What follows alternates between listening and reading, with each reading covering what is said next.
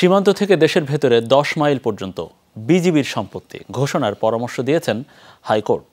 বাংলাদেশের সীমান্ত নিরাপত্তা কার্যকরীভাবে রক্ষা, আন্তঃরাষ্ট্র সীমান্ত অপরাধ শূন্যের কোটায় নামিয়ে আনতে এবং জাতীয় রাজস্ব আয় ফাঁকি প্রতিরোধ করতে এই পরামর্শ দেওয়া হয়েছে। আজ হাইকোর্টের একটি বেঞ্চ একটি মামলার 11 পৃষ্ঠার রায়ে এই পরামর্শ দিয়েছেন।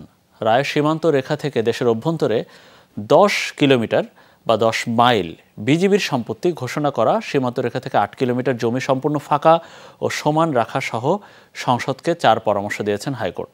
1987 সালে চোরাচালান বিরোধী অভিযানে যশোর সীমান্তে ভারতীয় শাড়ি উদ্ধারের ঘটনায় বিজিবির দায়ের করা মামলায় আসামি জাকির হোসেনকে 3 বছরের সাজা থেকে খালাসের রায়ে এই পরামর্শ দেওয়া হয়।